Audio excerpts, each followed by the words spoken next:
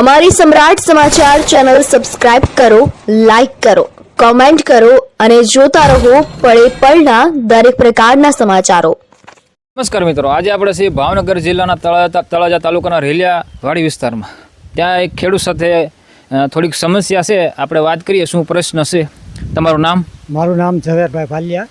શું પ્રશ્ન છે તમારો? મારો પ્રશ્ન એ છે, મારે બાગ છે વાડીની અંદર, તો નાળિયેરી એની અંદર કેળ છે, તો નાળિયેરીની અંદર મજૂરો નાળિયેર કાપતા હતા, વહેતા હતા, તો એની અંદર દીપડો નીકળ્યો અચાનક. તો એની ઉપર હુમલો કર્યો, તો એ જાનહાની એની નહોતી, એટલે માણસ બચી ગયો.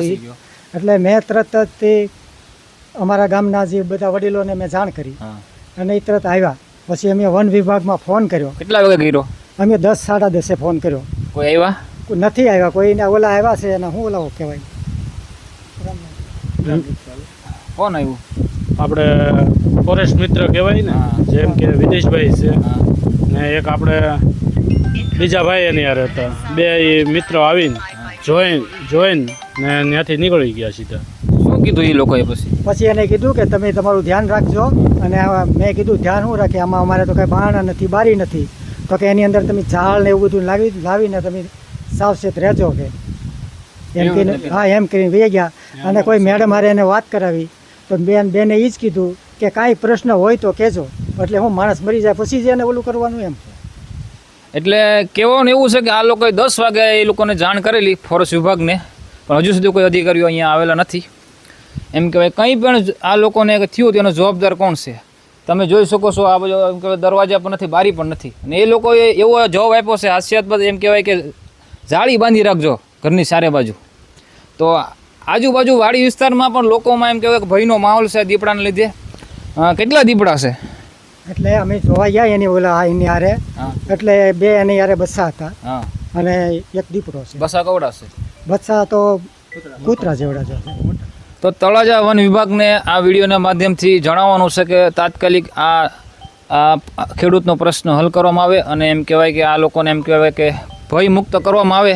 અને હાલ એમ કહેવાય કે આજુબાજુ વાડી વિસ્તારમાં પણ ભયનો માહોલ છે અને મારણ પણ કરેલું છે એવું આ એમ કહેવાય કે અહીંના સ્થાનિક લોકો જણાવે છે. તો વન વિભાગ તાત્કાલિક આ બાબતમાં પગલાં લે એવી આ વિડીયોના માધ્યમથી આપણે સૂચના આપીએ છીએ. વન વિભાગ પાસે તમારી શું માંગ છે? અમારી એક જ માંગ છે કે આ જે પ્રાણી છે કાતકી 5 દિવસથી અહીંયા દેખાય છે, બરાબર, તો હવે એના તાત્કાલિક અહીંનો અમારું નિવારણ કરવો જોઈએ. કારણ કે અમે અહીં સિવાય કંઈ રહીએ કે એમ નથી. અમારું રહેવાનું અહીંયા અને કામ અહીંયા, તો રાત દિવસ અમારે કેટલું ધ્યાન રાખવું છે. એટલા માટે આને રેસ્ક્યુ કરીને ગમે ત્યાં લઈ જવું પડે, બરાબર. અત્યારે જો એમ કહેવાય કે નાળિયેરીનું કટિંગનું કામ ચાલુ હતું, હું પોતે નાળિયેરનો વેપાર કરું છું અને મારા માણસો જ અંદર કામ કરતા હતા.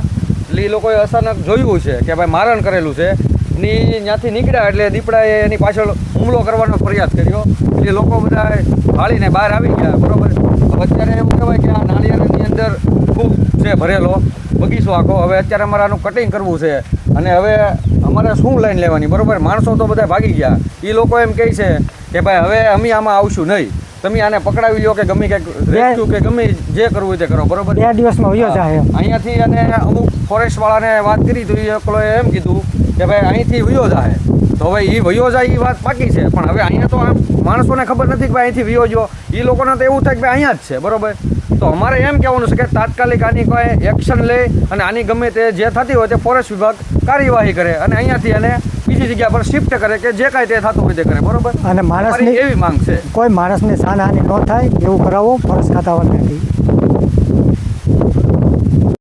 વાંધો નહીં, હાલ છે.